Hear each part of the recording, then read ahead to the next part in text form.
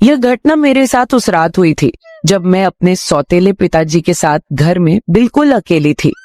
दुनिया की नजरों में वो मेरे पिता कहलाते थे, लेकिन वो किसी राक्षस से कम नहीं थे। हर रोज मैं उनके उस नकली प्यार के जाल में फंसती चली गई। और फिर एक रात ऐसा हुआ जिसे मैं कभी भूल नहीं सकती। उस रात जब मैंने दरवाजा बंद होते सुना तो मेरे दिल की धड़कनें तेज हो गई। मैं समझ चुकी थी कि कुछ बहुत बुरा होने वाला है। उस रात की सिसकियां आज भी मेरी रगों में दौड़ती हैं। मैंने जमीन आसमान एक कर दिया, चीखी चिल्लाई, मेरी आवाज उन दीवारों में गूंजती रही, पर बाहर कभी नहीं निकली। हर पल में टूटती रही, घुटती रही, पर कोई नहीं आया। ऐसा लगा जैसे मेरे साथ हुआ वो जुर्म दुनिया के लिए एक खामोश राज बनकर रह गया हो। मेरी आत्मा तक छलनी हो गई थी और मैं हर पल उस दर्द को जी रही हूँ। मेरे साथ इतना गलत हुआ था जिसकी कहानी आज मैं आपको खुल के बताने जा रही हूँ। हेलो दोस्तों, मेरा नाम अंजलि है। मैं उत्तर प्रदेश के बरेली जिले की रहने वाली हूँ। मेरी उम्र 18 साल है। जब मैं 12 साल की थी तो मेरी माँ ने दूसरी शादी कर ली। मेरे सौतेले पिता मुझे शुरू से ही पसंद नहीं थे, क्योंकि वो मुझे हमेशा ही अजीब सी नजरों से देखते रहते। अभी माँ की शादी को कुछ ही दिन हुए थे कि मेरे सुतेले पिता ने मुझे अजीब से तरीके से टच करना शुरू कर दिया, जिससे मुझे एहसास होता था कि मेरे साथ कुछ गलत हो रहा है। माँ ने अपनी शादी के कुछ दिनों बाद ही मुझे पढ़ाई के लिए हॉस्टल भेज दिया था। अब मुझे हॉस्टल में पढ़ाई करते 5 साल हो चुके थे। कुछ दिनों पहले ही मुझे गर्मी की छुट्टियां हुई थी और मैं हॉस्टल से घर वापस आ गई। अब मैं 1 महीना घर ही रहने वाली थी। घर में मैं, मेरी माँ, पिताजी और दादी जी, हम 4 लोग रहते थे। मेरे दादी जी बहुत बीमार रहते थे। मैं घर में बिल्कुल फ्री थी तो मैं दादी जी की देखभाल में लग गई। मेरे दादाजी कुछ साल पहले ही गुजर गए थे। घर आने के बाद मैंने घर के काम का काफी जिम्मा अपने ऊपर ले लिया था, ताकि मेरी माँ को कुछ दिन आराम करने को मिल जाए।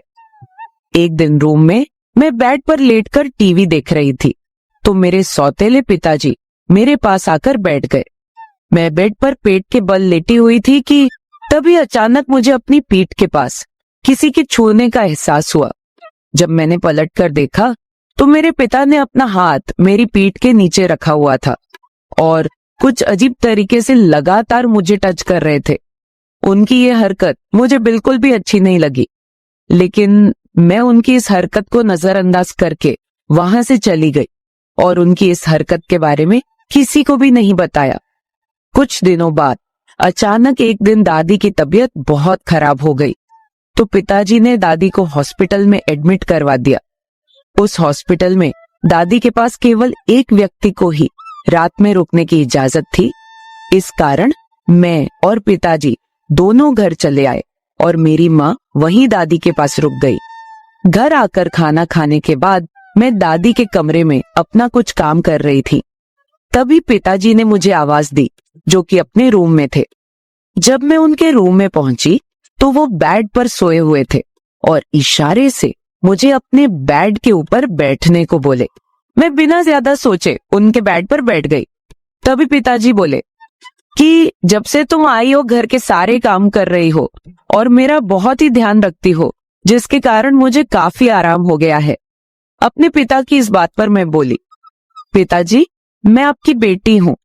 मेरा फर्ज है आपका ध्यान रखना, और अगर मैं घर के काम में मैं माँ का साथ देती हूँ तो इससे माँ को भी थोड़ा आराम मिल जाता है। इसमें कोई भी एहसान की बात नहीं है। इसके बाद पिताजी अपने बेड से मेरी तरफ खिसक कर बोले कि तुम्हारी माँ से मुझे वो प्यार नहीं मिल पाता जो मुझे चाहिए।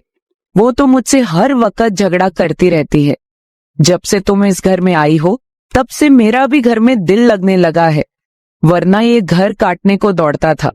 उनकी ये बातें मेरी समझ में नहीं आ रही थी और मैं अब उस रूम से जल्दी से निकलकर भागना चाहती थी। फिर उन्होंने कहा कि मुझे भी किसी के साथ की जरूरत महसूस होती है। मेरी कुछ जरूरतें हैं जो तुम्हारी माँ से पूरी नहीं होती। उनकी बात सुनकर अब मुझे उनसे थोड़ा डर लगने लगा था। इससे पहले कि मैं कुछ बोल पाती, उन्होंने दोबारा मेरी कमर पर हाथ रख दिया। अब मैं बहुत ही असहज महसूस कर रही थी।